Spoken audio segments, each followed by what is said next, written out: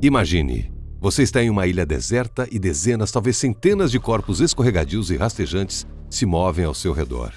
Você começa a sufocar de medo, seu coração dispara, você olha em volta e vê cobras. Elas estão por toda parte, até nas árvores. Parece um pesadelo, mas não é. Este é apenas um dos lugares mais assustadores do nosso planeta. E existem muitos outros. Selecionamos para você os lugares mais assustadores que você jamais visitaria. Os 15 lugares mais perigosos do mundo. Não se esqueça de curtir e se inscrever no nosso canal para não perder nenhum vídeo.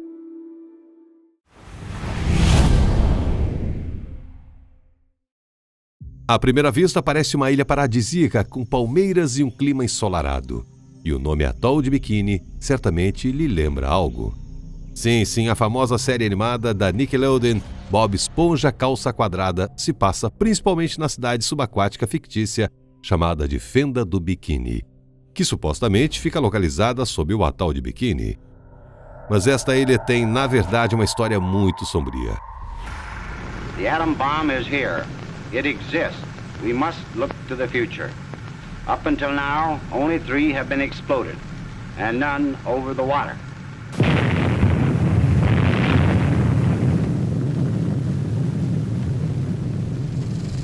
Foi aqui, no Atol de Bikini, nas Ilhas Marshall, que os Estados Unidos realizaram testes de armas nucleares de 1946 a 1958. E bem perto dali, no atol de Enewetak, a primeira bomba de hidrogênio foi testada em 1º de novembro de 1952. O atol de Bikini foi escolhido devido à sua localização remota e à lagoa espaçosa e de fácil acesso. Os habitantes foram então solicitados a se mudarem para um atol vizinho.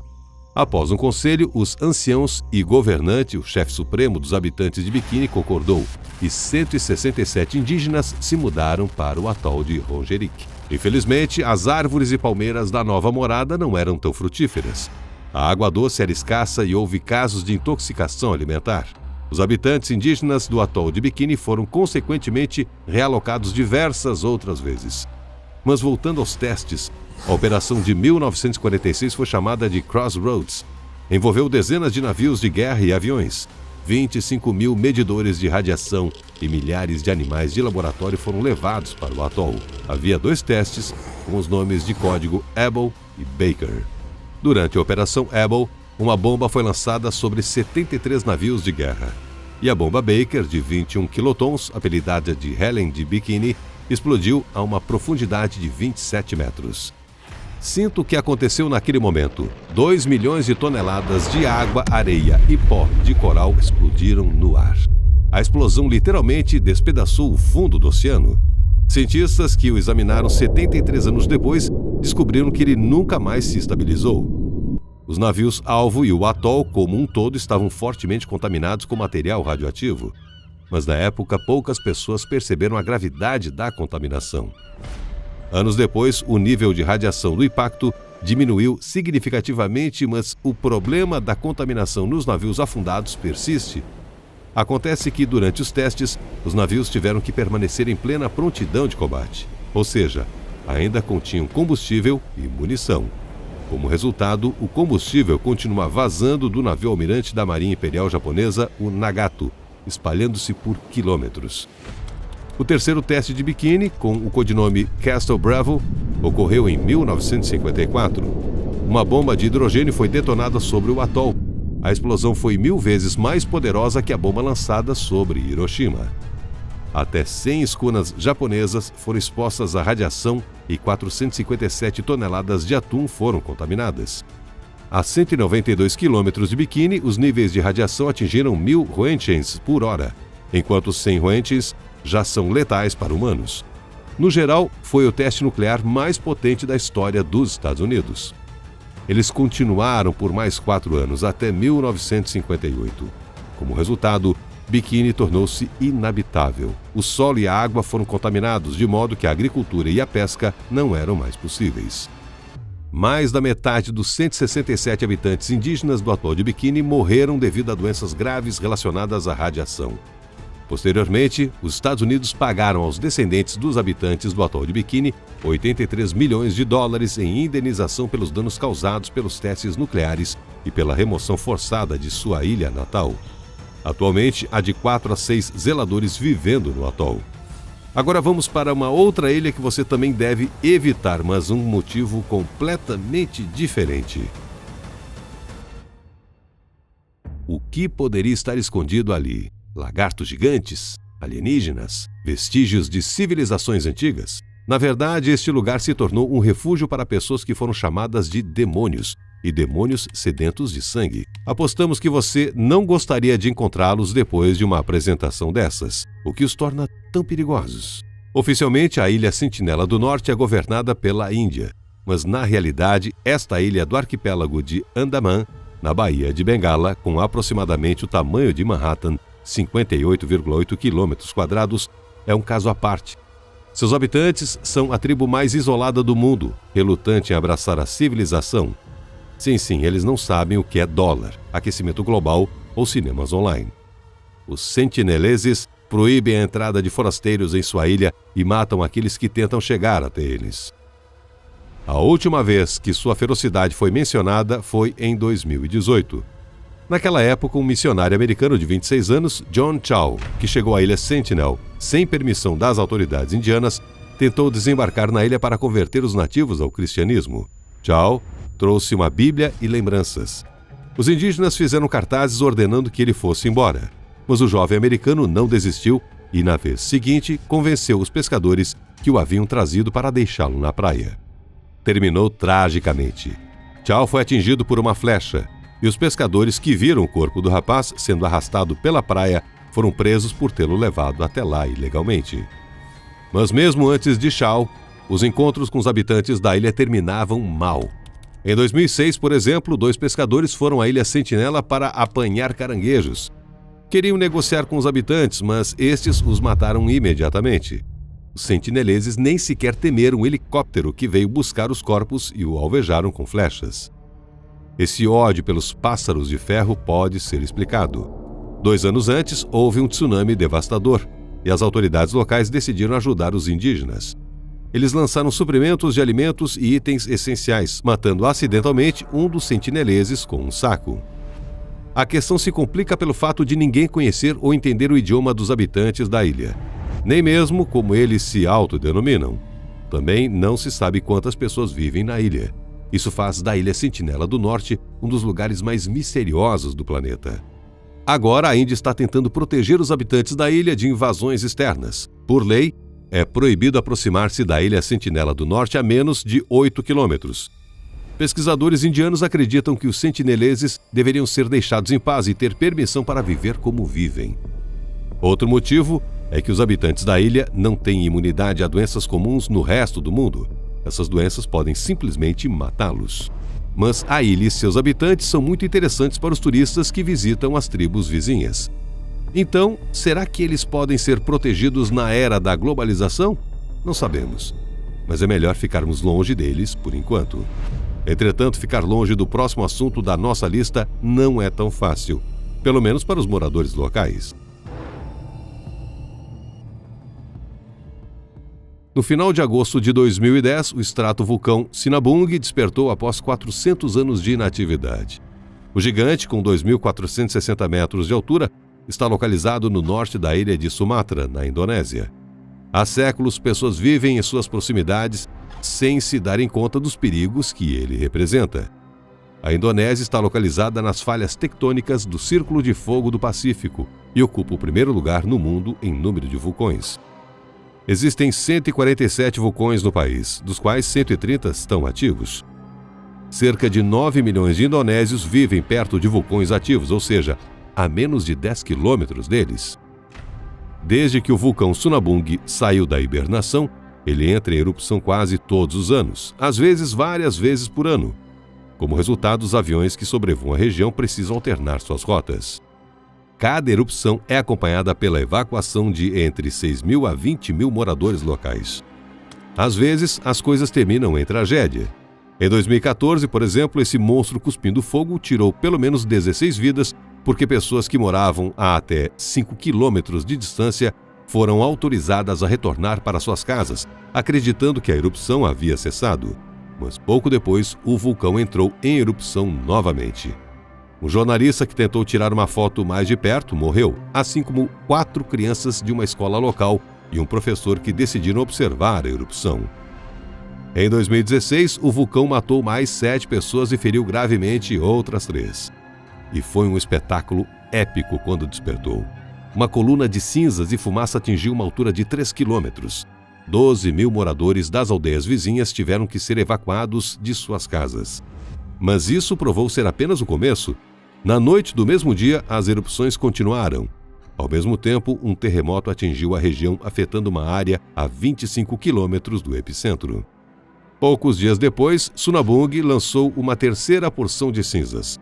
O som da explosão pôde ser ouvido a uma distância de 8 quilômetros. Em 2021, o vulcão entrou em erupção 5 vezes entre janeiro e julho. Na última erupção, além de uma coluna de poeira e gás de 4,5 km de altura, também houve fluxos piroclásticos, correntes destrutivas de detritos vulcânicos que se espalharam por 1 quilômetro da cratera do vulcão. Esses fluxos ultrapassam até mesmo a velocidade de aviões, atingindo 700 km por hora. E suas temperaturas chegam a 800 graus Celsius, o que é mortal para qualquer ser vivo nas proximidades. Mas já chega de altas temperaturas, vamos para um lugar habitado mais frio da Terra. Aqui os canos congelam, então a maioria dos banheiros são anexos sem abastecimento de água. O solo também congela e há pouquíssima vegetação, então você teria que comer principalmente carne e peixe, às vezes congelados. Vegetarianos, este não é o lugar certo para vocês. Os motores congelam tão rápido que às vezes nem são desligados à noite. E quando você anda na rua, os seus cílios ficam cobertos de gelo. É um lugar onde o inverno está sempre chegando. Bem-vindos a Oymyakon, uma remota ilha Yakuta no leste da Sibéria, perto do Círculo Polar Ártico. Em 1924, a temperatura caiu para um mínimo histórico de menos 71,2 graus Celsius. A temperatura média de inverno é de menos 50 graus Celsius. A própria aldeia foi fundada na década de 1920. Aqui os pastores costumavam dar água às suas renas na fonte termal durante o inverno. Durante os dias mais curtos do ano, a noite em Oymyakon dura 21 horas. Todo mês de março, a vila cedia o Festival do Polo do Frio, nome dado às áreas com as temperaturas mais baixas. Segundo a crença popular, o festival é realizado por Kriskan, o espírito Yakuto do frio. Ele tem uma aparência que lembra uma mistura de Gandalf com a Rainha do Gelo do filme Frozen. No verão, a temperatura de Oymyakon pode chegar a 35,5 graus Celsius. No entanto, as variações diárias de temperatura são grandes, podendo ser 15, 20 graus Celsius mais baixa à noite do que durante o dia. Não é de admirar que o Polo do Frio tenha se tornado um ponto de atração para os amantes de recordes. Em 2019, por exemplo, Oymyakon sediou a primeira corrida do mundo em temperaturas extremamente baixas. No momento da largada, a temperatura era de menos 48 graus. A prova durou 4 horas e, durante esse tempo, os corredores percorreram diversas distâncias. Participaram atletas da França, Índia, Itália, Austrália e Taiwan. Um morador do Japão também ousou realizar um ato extremo. Ele tomou banho no rio Oymyakon a uma temperatura de menos 60 graus Celsius. O homem saiu correndo da van de cueca, mergulhou na água várias vezes e voltou. Sua foto foi posteriormente publicada no YouTube e obteve mais de 200 mil visualizações. É arrepiante só de olhar, não é? Este lugar, que é um dos mais perigosos do mundo, também se tornou um dos mais românticos. O suíço Patrick Baumann pediu à namorada francesa Anne-Séverine Bollard em casamento. O casal veio a Oymyakon especialmente para a ocasião e filmou o momento. No entanto, Anne não conseguiu colocar o anel por causa do frio. Espero que você não tenha sentido muito frio por aqui, pois vamos em frente de volta a um lugar quente. Se você busca uma dose de adrenalina, este é o lugar certo. O deserto de Danakil se estende por 136.956 km² através da Etiópia, Eritreia e Djibouti. Portanto, Você não precisa ir ao espaço para ver paisagens marcianas. Aqui no deserto de Danakil, elas são formadas por depósitos de sal. O povo Afar que habita esta região extrai sal há séculos. Ele foi usado como moeda na Etiópia até o século XX. Seus espessos depósitos, em alguns lugares com até 800 metros de profundidade, e os corais petrificados encontrados aqui, sugerem que já existiu um oceano no lugar deste deserto. Imagine você estar sob o sol impiedoso, sentindo o sal trazido pelo vento nos lábios e inalando o ar repleto de gases tóxicos. Sim, até mesmo respirar no deserto de Danakil é prejudicial. Isso porque o ar contém altas concentrações de vapores de enxofre tóxicos.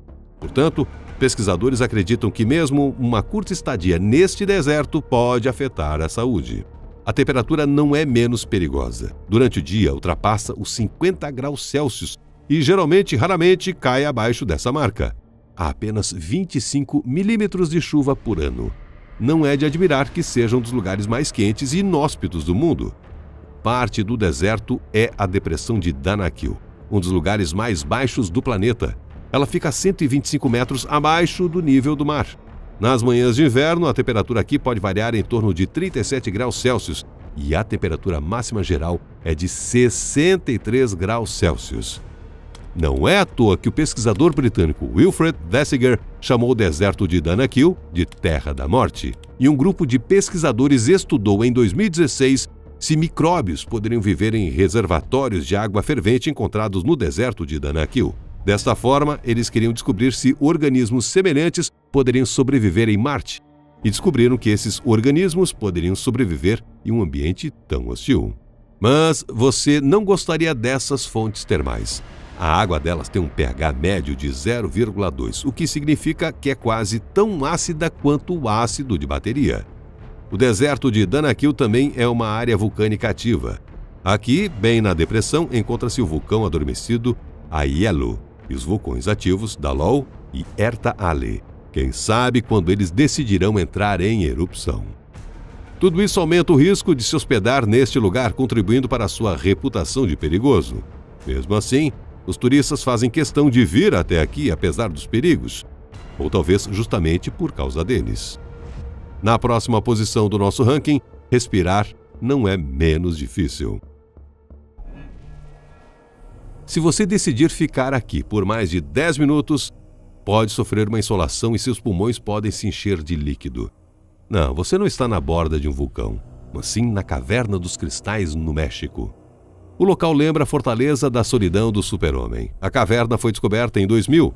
Uma empresa de mineração chamada Indústrias Peñoles, no estado mexicano de Chihuahua, bombeou água de lá. E dois irmãos, os mineiros Juan e Pedro Sanches, ficaram maravilhados quando suas lanternas captaram o brilho de cristais gigantes. Não eram cristais Swarovski, na escuridão, mas não eram menos belos. Era selenita, uma variedade cristalina de gesso. Eram colunas de verdade nas quais se podia caminhar. Muitos cristais tinham de 4 a 6 metros de comprimento e os maiores chegavam a 11 metros. Tinham cerca de 1 metro de espessura. Como se formou essa incrível obra-prima da natureza? Os cristais cresceram por pelo menos 500 mil anos, a uma profundidade de 300 metros abaixo da Serra de Naica. Falhas tectônicas atravessam essa área. Há cerca de 26 milhões de anos, o magma começou a se mover através delas e, eventualmente, a montanha foi formada. E a própria caverna é uma cavidade em forma de uno calcário sob a montanha. Durante dezenas de milhares de anos, ela esteve cheia de água subterrânea. Continha o mineral anidrita. O magma sob a caverna mantinha a água quente, mas eventualmente sua temperatura caiu um pouco menos de 58 graus Celsius e a anidrita começou a se decompor com novas condições, transformando-se em cálcio e sulfato. As partículas começaram a formar lentamente uma forma cristalina de gesso, também conhecida como selenita. A caverna começou a se encher de cristais de selenita. Eles permaneceram submersos e cresceram continuamente. É claro que eles não se transformaram em gigantes da noite para o dia. Por exemplo, um cristal de 1 metro de diâmetro leva de 500 mil a 900 mil anos para crescer. Aliás, esta caverna com selenita não foi a primeira a ser descoberta. Em 1910, outra cavidade foi encontrada a 120 metros acima da caverna dos cristais, a uma profundidade de 120 metros. Ela foi chamada de Caverna das Espadas, porque seus cristais lembravam essas armas brancas. Mas as formações de selenita ali presentes eram muito menores, não ultrapassando 2,5 metros de comprimento. Provavelmente a razão para isso é que a Caverna das Espadas esfriou muito mais rápido e os cristais simplesmente não tiveram tempo de crescer mais. No entanto, essa beleza também pode ser mortal. Há rumores de que um visitante da Caverna dos Cristais Gigantes foi literalmente empalado por uma estaca selenita que caiu do cofre quando tentou quebrá-la. A atmosfera em si pode ser fatal aqui. A temperatura nesta maravilha do mundo gira em torno de 47,1 graus Celsius e a umidade é de quase 100%. Portanto, é impossível permanecer aqui por muito tempo sem roupas especiais. Em 2017, o bombeamento de água foi interrompido para que os cristais pudessem começar a crescer novamente. Os meros mortais ainda não têm permissão para entrar neste local. Bem, vamos seguir para outro lugar de difícil acesso e inóspito. E não se surpreenda se notar uma quantidade suspeitamente grande de animais e pássaros mortos por aqui. Este lugar em Kamchatka é chamado de Vale da Morte e faz jus ao nome. Corpos de glutões, raposas, águias marinhas de Steller, linces, lobos, esquilos da terra, ratos, lebres e arminhos já foram encontrados nesta área. E a lista só aumenta. Na verdade, o Vale da Morte é uma pequena área a uma altitude de 850 metros no sopé do vulcão Kitpinik, na reserva natural de Kronotsky. Tem cerca de 2 quilômetros de comprimento e 100 a 500 metros de altura. Este local torna-se uma armadilha principalmente para pequenos mamíferos e aves. Inicia-se uma verdadeira reação em cadeia. Primeiro morrem os pardais, depois as raposas que vêm atrás deles, depois os glutões e os ursos que vêm atrás das raposas. E entre as aves, incluem-se os corvos e as águias reais. O que está matando os animais e pássaros? Será que existe algum fenômeno místico por trás disso? Na verdade, a razão é uma alta concentração de gases. Sulfeto de hidrogênio, sulfeto de carbono e dióxido de carbono. Eles flutuam logo acima do solo, matando principalmente os animais de pequeno porte. Jatos de gás ascendem de grandes profundidades. Esses locais podem ser identificados pela presença de placas de enxofre. Substâncias voláteis particularmente perigosas se acumulam em nichos naturais em dias nublados e sem vento. Em áreas abertas, a concentração dessas substâncias é menor, portanto, elas não representam perigo. Tudo começa no final da primavera. A neve nas fontes termais derrete e o solo exposto atrai pássaros. Eles procuram sementes ou insetos e se tornam vítimas de gases tóxicos com ação neurotóxica. Os seres vivos morrem em segundos. E então a reação em cadeia já mencionada se inicia. Mas às vezes, até mesmo grandes predadores correm risco quando gases tóxicos densos comprimem o ar a uma altura de até 50 centímetros. Os corpos são preservados por muito tempo porque a atividade bacteriana é suprimida na atmosfera tóxica.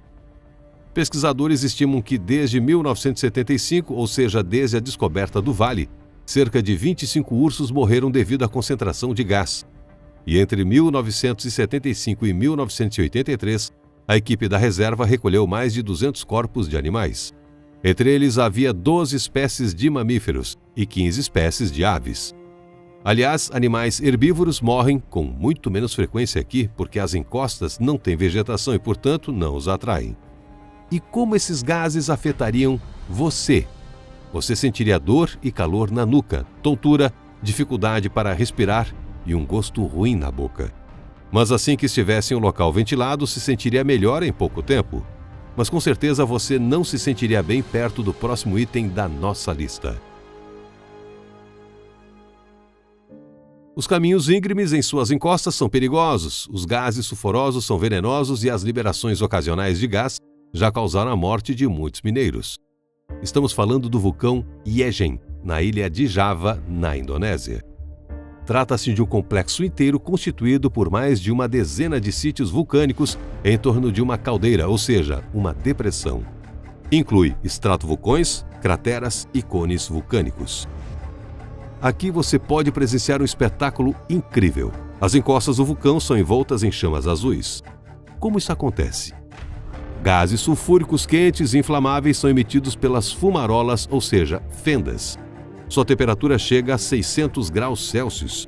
Ao entrar em contato com o oxigênio do ar, inflamam-se e começam a queimar com uma chama azul elétrica. Parte do gás se condensa na atmosfera e forma correntes de enxofre fundido, que também queimam com chamas azuis. É possível admirar essa paisagem incomum à noite. Durante o dia, ela é pouco perceptível. Além disso, na caldeira existe o lago sulfuroso Kauaigen. A água tem uma cor turquesa, embora por vezes mude de tonalidade ao longo do dia. Essa cor é causada pela extrema acidez e pela alta concentração de metais dissolvidos. Este é o maior lago ácido do mundo. Seu pH é de apenas 0,5, enquanto o valor normal é de 11 a 15 vezes maior. Ou seja, a acidez do lago é como a de uma bateria, e se você enxaguar a boca com a água dele, seus dentes cairão. A razão e a entrada de água hidrotermal saturada de gás proveniente da fonte magmática quente abaixo. O lago tem 200 metros de profundidade a 1 quilômetro de largura. Suas margens são um grande depósito natural de enxofre. Quando gases contendo enxofre são expelidos por fumarolas, eles só se inflamam se estiverem quentes. Mas a temperatura costuma ser tão baixa que o enxofre se condensa, cai no solo de forma líquida, escorre e se solidifica. Isso eventualmente cria um depósito renovável de enxofre. Os moradores locais o extraem e o transportam para uma fábrica próxima. Este é um dos trabalhos mais bem pagos para moradores do interior. Eles ganham de 12 a 17 dólares por dia. Mas também é extremamente perigoso. O cheiro da fumaça de enxofre é muito forte. Tem um cheiro um pouco azedo e às vezes lembra o cheiro de ovos fritos. Se entrar na boca ou no nariz, a pessoa começa a sufocar. É por isso que os moradores locais usam respiradores. Mineiros experientes podem carregar cargas de enxofre muito mais pesadas do que seu próprio peso corporal. Para realizar o trabalho, eles precisam escalar encostas íngremes e depois descer por trilhas rochosas perigosas. Para facilitar a coleta do enxofre, os mineiros instalaram tubos que capturam os gases das inúmeras fumarolas e os direcionam para um único local. Mas às vezes nem isso resolve o problema. Nos últimos 40 anos, 74 mineiros morreram devido à fumaça que escapou repentinamente de fendas na rocha. O próximo lugar na nossa lista não tem enxofre, mas muitas outras ameaças. Você acha que a beleza não pode ser mortal? Essa afirmação é refutada pelo Parque Nacional do Vale da Morte, na Califórnia. Este é um dos lugares mais populares entre os turistas e, no entanto, esconde muitos perigos. Essa área recebeu seu nome em 1849, durante a Corrida do Ouro. Naquela época, um grupo de colonos, querendo chegar mais rápido às minas de ouro, decidiu pegar um atalho pelo deserto. Mas um homem nunca chegou ao destino. Os outros atravessaram o vale famintos e sedentos e decidiram chamá-lo de Vale da Morte. Apesar de apenas uma pessoa ter morrido ali, foi uma tragédia para todos os outros, e o nome rapidamente se popularizou. Quais são então os perigos? O primeiro é a temperatura. O Vale da Morte é o lugar mais quente e seco da América do Norte. Imagine só, este lugar recebe menos de 5 centímetros de chuva por ano, e a temperatura mais alta já registrada é de 56,7 graus centígrados. Essas temperaturas extremas já causaram a morte de muitas pessoas. Em 2023, um homem de 71 anos morreu aqui devido a uma insolação. No inverno, o vale não é menos perigoso. As temperaturas caem para 0 grau e abaixo de zero, e a neve e o gelo podem causar inundações repentinas no fundo do vale. Isso não impediria você de visitar? Então vamos em frente. O próximo perigo são os animais selvagens, que são numerosos no parque. Portanto, é melhor não explorar locais suspeitos com as mãos e os pés. Cascavéis venenosas com presas afiadas, aranhas viúva negra e escorpiões podem estar à espreita. Você também pode encontrar coelhos do deserto, tartarugas do deserto, lagartos grandes, coiotes e ovelhas selvagens. No geral, porém, o vale abriga muitas espécies de aves, mamíferos e répteis. Outro perigo é o hantavírus, que causa a síndrome pulmonar por hantavírus. Ele foi encontrado em cervos-rato de Java e ratos do cacto. É uma doença respiratória grave e fatal para humanos. É transmitida por roedores ou por suas fezes. Portanto, se você decidir viajar para o Vale da Morte, fique longe das cabanas e das instalações das minas. Há muitos roedores por lá. Outro perigo são as minas e túneis que você pode encontrar. Não entre neles, nós avisamos. Pode haver gás explosivo, ar viciado ou animais selvagens perigosos lá dentro. Por fim, não podemos deixar de mencionar as inundações que ocorrem quando a chuva finalmente chega. O Parque Nacional é cercado por vales, então enchentes repentinas são prováveis. Em 2022, as inundações causaram o fechamento de todas as estradas e centenas de pessoas ficaram praticamente presas dentro do Parque Nacional do Vale da Morte. Mas vamos passar para uma área não menos desafiadora, onde as pessoas também precisam se acostumar com condições extremas. Você arriscaria provar polvo radioativo ou tomar banho em água radioativa? Alguns não têm escolha. Em 11 de março de 2011, um terremoto de magnitude 9 atingiu o Japão, nas águas do Oceano Pacífico a nordeste de Tóquio. Foi o tremor de terra mais forte já registrado no país na história moderna. Eles desencadearam um tsunami, ondas monstruosas de 30 a 40 metros de altura, destruindo casas, carros e aviões em aeroportos.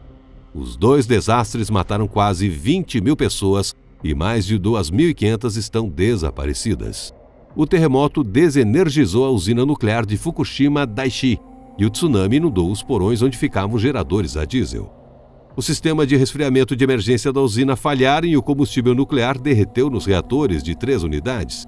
Isso acabou levando a uma série de explosões e à liberação de substâncias radioativas na atmosfera. A área permanece contaminada até hoje. A zona de exclusão estende-se por 20 a 30 quilômetros. O acidente não superou Chernobyl, mas foi o pior desastre em uma usina nuclear do século XXI. Mas poderia ter sido evitado. Fukushima Daiichi foi construída pela TEPCO. Foi a primeira usina nuclear da empresa. O erro inicial foi construir a usina muito perto do oceano, e o segundo erro foi que a carga máxima projetada era de um terremoto de magnitude 7 e um tsunami de 3,1 metros de altura. Isso apesar de sismólogos terem alertado sobre o risco de um tsunami gigantesco na área de Fukushima Daiichi já em 2002. Mais de 10 anos após o acidente, Fukushima está se recuperando gradualmente. Os moradores das cidades abandonadas às pressas estão retornando para suas casas e os turistas já estão visitando a zona de exclusão local. Mas se você pensa que esse é o fim dos problemas com Fukushima Daiichi, está enganado. Para evitar consequências ainda piores do tsunami de 2011, os reatores nucleares desativados tiveram que ser resfriados ainda mais. O calor é liberado por eles. Por causa disso, são geradas até 170 toneladas de água contaminada com trítio todos os dias. Como resultado, cerca de 1,3 milhão de toneladas de água radioativa se acumularam nos tanques da usina. Esse volume seria suficiente para encher 500 piscinas olímpicas. Como os tanques estavam cheios, a água começou a ser drenada para o oceano. Antes disso, a TEPCO a filtra para remover isótopos que não sejam trítio, que é difícil de separar. Essa água é então diluída com a água do mar. Eles planejam despejar cerca de 460 toneladas por dia. Despejar toda a água da usina nuclear levará cerca de 30 anos. Mas as autoridades do país afirmam que o peixe pescado nas proximidades da usina nuclear é seguro para a saúde humana. O primeiro-ministro do Japão e vários ministros chegaram a provar frutos do mar pescados na costa de Fukushima. Você arriscaria? Visitar o próximo local da nossa lista também é arriscado. E, no entanto, é extremamente popular. Nesta ilha você pode se machucar por diversos fatores: acidentes de carro, afogamento, fratura no pescoço devido a mergulho em águas rasas, picadas de cobra. Além disso, é comum avistar tubarões brancos perto da costa leste da ilha. As fortes correntes marítimas representam perigo adicional. Você está na Ilha Fraser, ou Kagari, como os moradores locais a chamam. Com 500 mil turistas visitando a ilha todos os anos, é difícil acreditar que ela apresente tantos perigos quando se observa sua beleza idílica. Infelizmente, beleza e perigo caminham lado a lado por aqui. Marés assustadoras são frequentes, mas é a fauna local que representa o maior perigo. Existem pequenas caravelas azuis vivendo ao redor da ilha. Elas são águas-vivas que têm uma cor azul característica. Elas picam 10 mil pessoas por ano em toda a Austrália. Quando picam, liberam um veneno que causa dor intensa, febre e até a morte. As caravelas azuis costumam aparecer em grupos e podem picar mesmo se forem trazidas pela maré. As medusas urucandi são ainda mais perigosas. Essas são as menores medusas do mundo, com apenas 1 centímetro cúbico de tamanho, mas extremamente venenosas. Sua toxina causa uma condição conhecida como Síndrome de Urukandi, que leva mais de 50 pessoas ao hospital todos os anos, com risco de hemorragia cerebral fatal. Outro habitante perigoso da ilha é o cão selvagem dingo. Esses animais parecem muito fofos, mas é importante lembrar, são criaturas ferozes, não cachorrinhos bonitinhos do seu bairro. Existem mais de 200 dingos em Fraser. Eles já atacaram turistas diversas vezes. Houve o caso de um menino que se afastou da família e foi atacado e morto por vários dingos em 2001. Além disso, a ilha abriga 18 espécies de cobras, 1/3 das quais são venenosas e extremamente perigosas para os humanos. Entre elas está a cobra marrom oriental, a segunda cobra mais venenosa do mundo, responsável pela morte de 50 a 60 pessoas por ano. Onde mais você encontraria um lugar tão paradisíaco com tantos perigos? Agora vamos para outro continente, para o Pico. O risco de avalanches, quedas de gelo, quedas simples, hipotermia, fadiga e exaustão extremas e doenças associadas a baixíssimos níveis de oxigênio é isso que os corajosos que escalam o Everest enfrentam. De todas as mortes de alpinistas estrangeiros durante a escalada do Everest, 35% foram devido a quedas, 22% devido à exaustão, 18% devido ao mal da altitude e 13% devido à hipotermia. Na grande maioria dos casos, os alpinistas têm azar durante a descida, seja depois de terem chegado ao cume com sucesso, seja depois de terem desistido antes de o alcançarem. Os culpados nesse caso são a fadiga extrema ou a exposição prolongada a condições de baixíssimo nível de oxigênio. Os Sherpas, ou seja, os guias de montanha nepaleses, têm maior probabilidade de morrer nas partes mais baixas da escalada, porque passam muito tempo preparando a rota e acabam se ferindo. Por que as pessoas assumem esses riscos? Gostaríamos de lembrar que o Monte Everest é o pico mais alto do mundo. Seu cume está a 8.849 metros acima do nível do mar. Em 29 de maio de 2023, comemorou-se o 70º aniversário da primeira ascensão bem-sucedida ao Monte Everest. Mas 2023 também foi um dos anos mais mortais da história. Ao todo, 12 alpinistas morreram e vários outros desapareceram. E isso apesar de quase todas as pessoas que escalam o Everest passarem por treinamento especial e se prepararem para as dificuldades físicas, psicológicas e técnicas. Essa preparação pode levar meses ou até anos. Eles se aclimatam, dormem em tendas em altitude ou treinam em câmaras que simulam um ambiente com pouco oxigênio. Eles também escalam outros picos que ultrapassam os 6.000 metros. O topo da montanha, ou seja, a área acima de 7.925 metros, é chamada de Zona da Morte. Há pouco oxigênio ali, então os alpinistas sentem sonolência, desorientação e cansaço e tudo parece mais pesado. Em outras palavras, apesar do treinamento extensivo, os riscos ainda existem e alpinistas morrem a cada temporada. Segundo o Banco de Dados do Himalaia, mais de 310 pessoas perderam a vida no Everest em 100 anos, de 1922 a 2022. Nesse período, 16.000 alpinistas não sherpas tentaram escalar o cume. Mais de 1/3 deles, 5.633 pessoas, conseguiram. Aliás, durante a subida, todos eles se depararam com uma cena terrível: os corpos dos seus companheiros de escalada menos bem-sucedidos.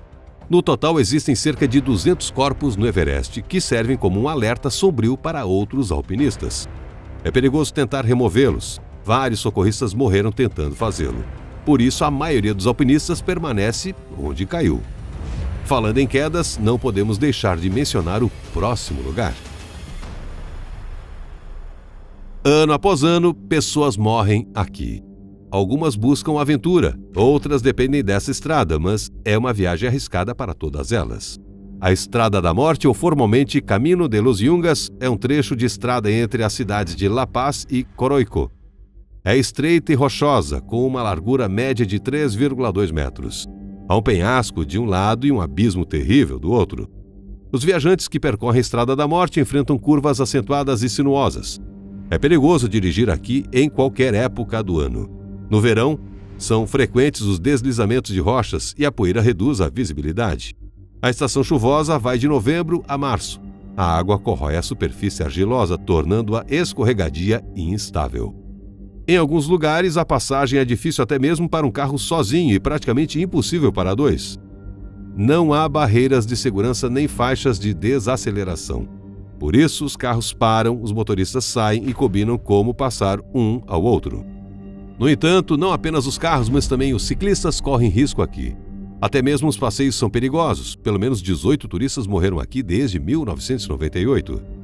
Essa via foi oficialmente reconhecida como a mais perigosa do mundo. Em média, 26 ônibus e carros caem aqui todos os anos, matando dezenas e até centenas de pessoas. O caso mais terrível ocorreu em 1983. Moradores de La Paz voltavam para casa após o feriado em Coroico. Eram muitos e o motorista embarcou no ônibus com o dobro de passageiros da capacidade permitida. Como resultado, o veículo inclinou-se em uma curva fechada e caiu de um penhasco. A Estrada da Morte tirou então 100 vidas.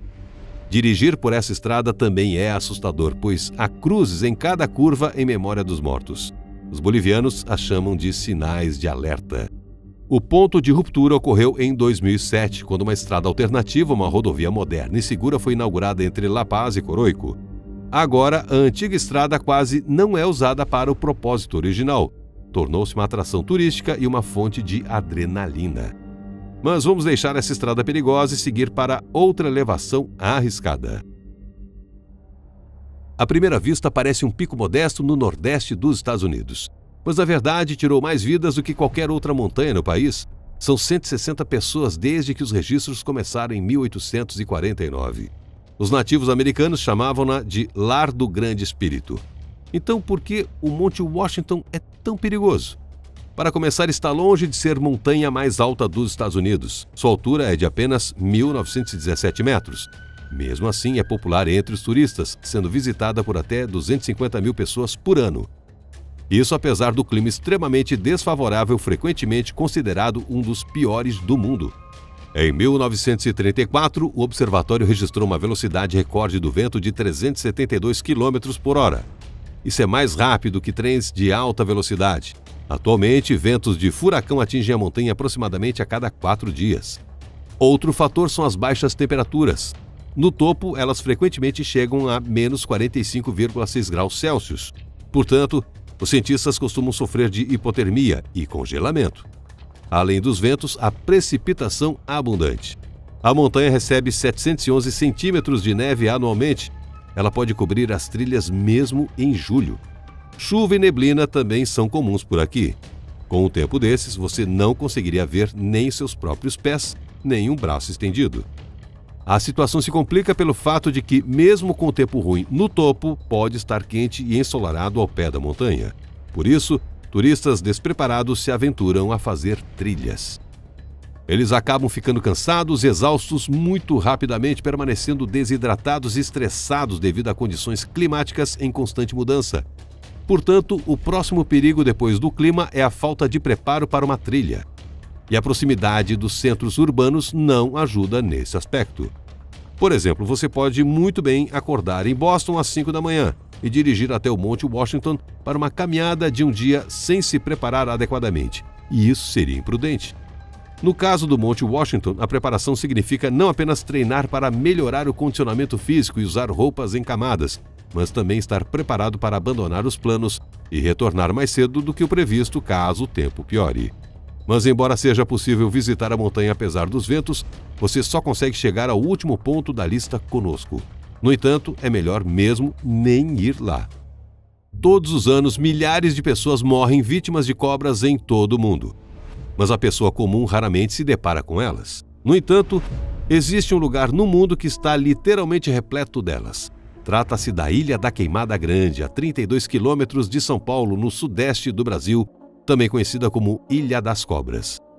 Acredita-se que 400 mil cobras viviam ali no passado. As pessoas pensavam que havia uma cobra por metro quadrado, mas isso provavelmente é um mito. Na verdade, um número tão grande de répteis não conseguiria se alimentar em uma área tão pequena. Atualmente, não há mais de 4.000 a 5.000 cobras na ilha. Mesmo assim, é melhor não ir até lá. O governo brasileiro já fechou o acesso. A maioria dos habitantes da ilha, cerca de 2.400 a 2.900 exemplares, são jararacas e lhoa. Elas só são encontradas lá. Este réptil é parente próximo da jararaca, uma das serpentes mais mortais das Américas. A taxa de mortalidade causada pelo veneno da jararaca ilhoa é de 7%. Este número não é o mais alto, mas dificilmente alguém gostaria de arriscar. Aliás, não há casos recentes de óbitos devido à proibição das autoridades de visitar a ilha. Ainda assim, se uma pessoa for picada por uma jararaca ilhoa, sofrerá dor intensa, hemorragia interna, necrose do tecido muscular, risco de hemorragia cerebral e possivelmente morte se não receber socorro a tempo. Não é de admirar que as pessoas quisessem se livrar de um local assim. Então, no início do século XX, tentaram desmatar a ilha para plantar bananas, queimando a floresta. Mas as cobras literalmente se levantaram em defesa de seu lar, atacaram os trabalhadores e, por fim, as pessoas recuaram. Segundo a teoria mais popular, foram os humanos que expulsaram as serpentes para a Ilha da Queimada Grande. Isso aconteceu entre 9.000 e 11.000 anos atrás, após a última era glacial. Naquela época, a ilha era ligada ao continente por uma estreita faixa de terra. Foi ao longo dessa faixa que as serpentes recuaram diante do avanço dos humanos. Posteriormente, essa faixa de terra foi submersa e as serpentes permaneceram na Ilha da Queimada Grande. Mas existe outra versão, apreciada pelos fãs de contos de fadas. Segundo ela, piratas enterraram tesouros ali. Para protegê-los, povoaram-na com cobras venenosas, que com o tempo se multiplicaram enormemente. Outra lenda que remonta ao início do século XX conta a história de um antigo faroleiro que agora funciona automaticamente e sua família. Disse que as serpentes desencadearam um ataque massivo contra eles.